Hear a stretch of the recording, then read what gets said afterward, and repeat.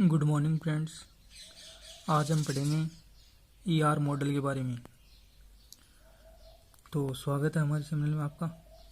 तो अभी तक आपने हमारे चैनल टेक्निकल गुरु विके को सब्सक्राइब नहीं किया तो इसे सब्सक्राइब कर लें, क्योंकि हम यहाँ पे डेली एक नया वीडियो डालते हैं। तो जब भी हम एक नया वीडियो डालें तो आपको सबसे पहले नोटिफिकेशन मिल जाए, ठीक है, ताकि आप कोई भी वीडियो मिस न करें। ठीक है, तो ईआर मॉडल के बारे में पढ़ते हैं। ईआर मॉडल क्या होता है? ईआर मॉडल है, उसकी फुल फॉर्म होती है एंटिटी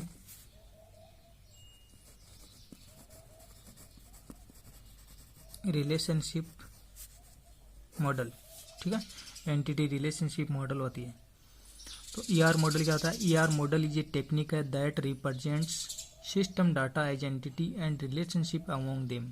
ठीक है, ईआर मॉडल वह टेक्निक है जिसकी सहायता से हम जो डाटाबेस में एंटिटीज है, टेबल्स है डाटाबेस के अंदर, ठीक है, और एक से अधिक टेबल है तो उनके बीच में हम रिलेशनशिप को रिप्रेजेंट करते हैं।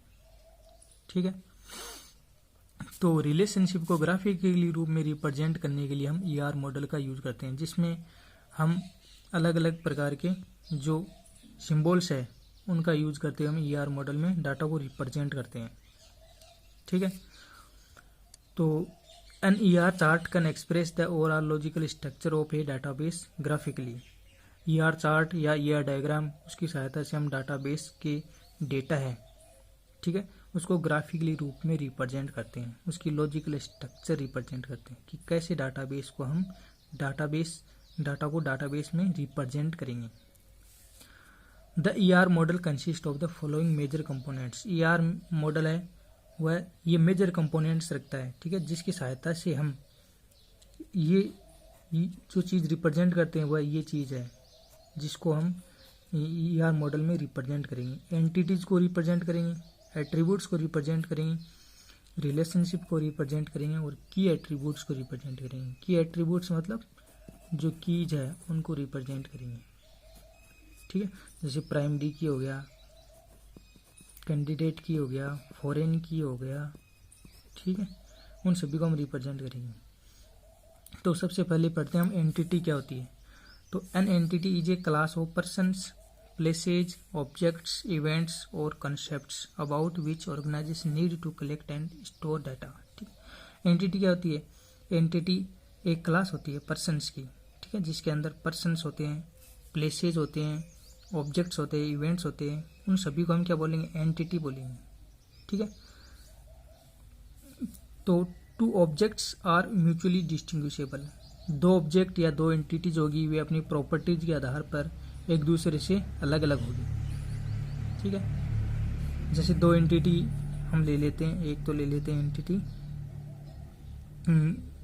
दो टेबल्स ले ली, ये तो टेबल फर्स्ट है, ये टेबल सेकंड है।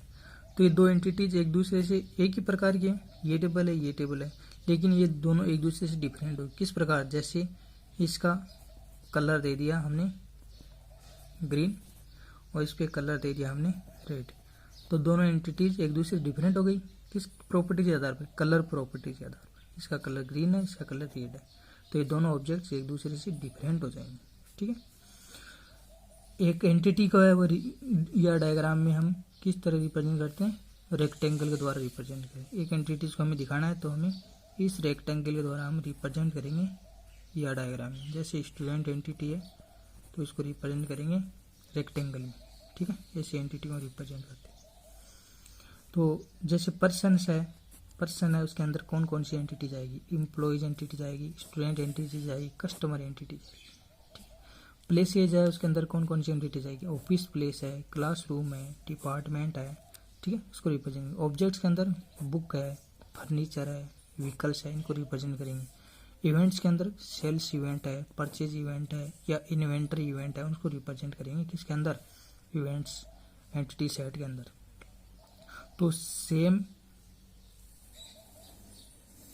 ये एंटिटी सेट हो जाएंगे। ठीक है, सेकेंड आता है इंस्टांस। कैसे कहते हैं? इंस्टांस कहते हैं कि एक एंटिटीज के अंदर, ठीक है, पार्टिकुलर मोमेंट के अंदर जो भी हम उसके अंदर जो एक्सेप्टेड वैल्यू है उसको हम इंस्टांस कहेंगे, ठीक है।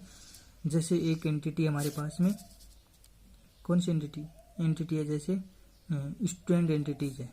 स्टूडेंट एंटिटीज कौन कौन सी इंस्टांस एक्सेप्ट करेगी, जैसे स्टूडेंट रखता है, बहुत सारे नाम रखता है स्टूडेंट, जैसे रवि है, मोहन है, ठीक है। तो ये नेम फील्ड के अंदर आ जाएगा कि नेम फील्ड के अंदर कौन कौन सी इंस्टांस है, रवि है, मोहन है, ये इंस्टांस है, ठीक है। तो इंस्टांस क्या होता है कि एक एंटिटी पार्टिकुलर मूवमेंट के अंदर जो सिंगल अक्यूरेंस एक्सेप्ट कर रही है उसे बोलते हैं इंस्टांस, ठीक है। ये इंस्टांस, ठीक है।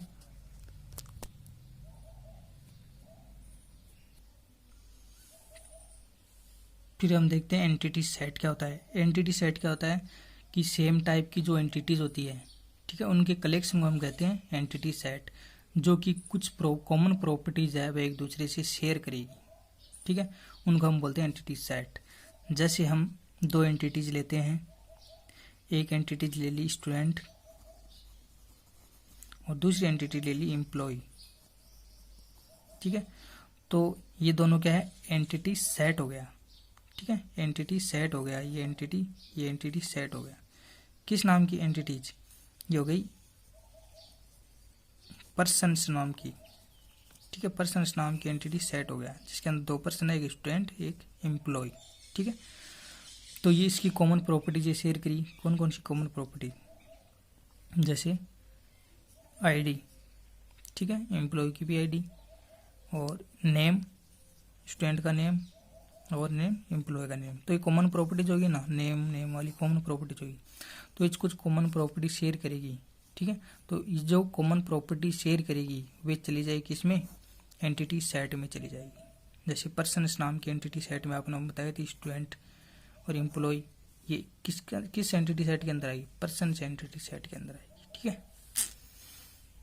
तो एंटिटीज आर क्लासिफाइड, एंटिटी जो क्लासिफाइड किया जाता है दो प्रकार की, एक तो स्ट्रॉन्ग एंटिटी, एक वीक एंटिटी। स्ट्रॉन्ग एंटिटी को इंडिपेंडेंट एंटिटी बोलते थे और वीक एंटिटी को डिपेंडेंट एंटिटी बोलते थे, ठीक है।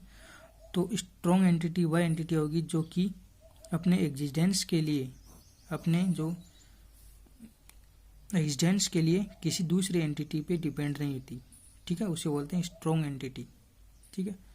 और स्ट्रॉन्ग एंटिटी को रिप्रेजेंट कहते हैं, जैसे नॉर्मल एंटिटी को रिप्रेजेंट करते हैं रेक्टेंगल में, उसी तरह स्ट्रॉन्ग एंटिटी को रिप्रेजेंट करेंगे रेक्टेंगल में, ठीक है।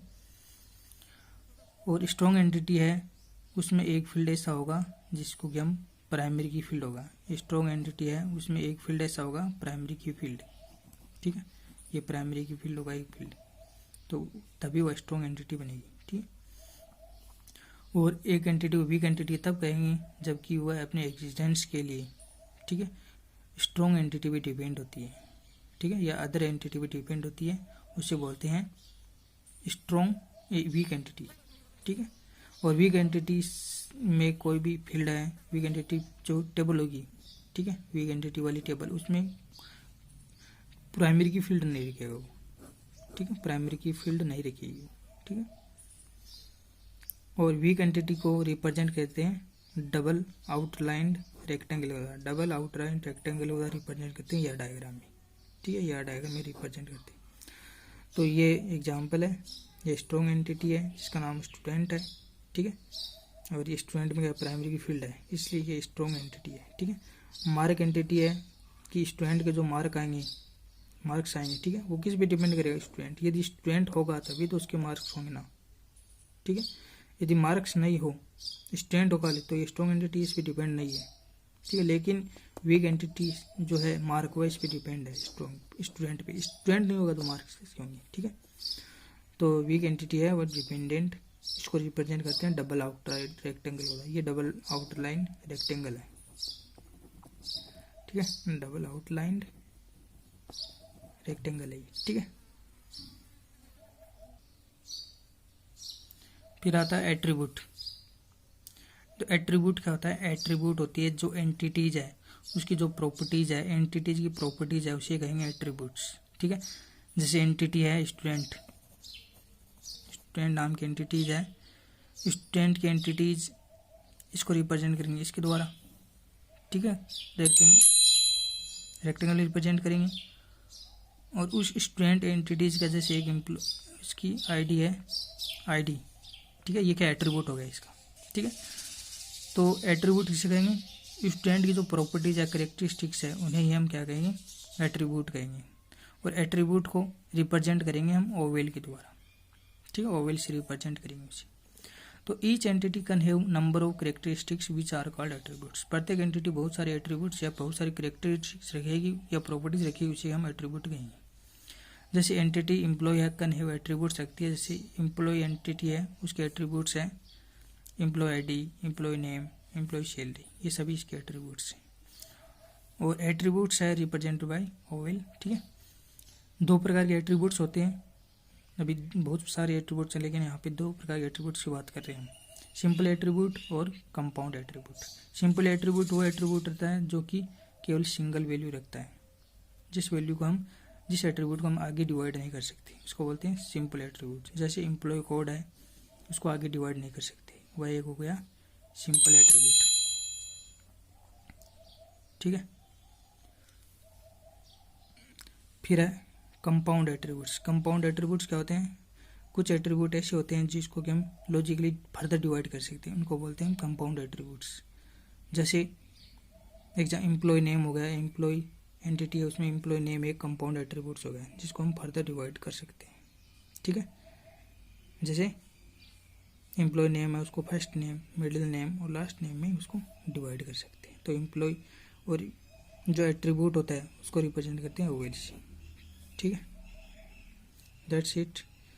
यदि फ्रेंड्स आगे इसके बारे में और पढ़ेंगे हम, ठीक है। इसकी जो एंटिटीज़ को हमने डिवाइड किया था, ठीक है, किसमें, 4 प्रकार में। एक तो एंटिटीज, एट्रीब्यूट्स, फिर रिलेशनशिप में, ठीक है। तो आगे और पढ़ेंगे हम।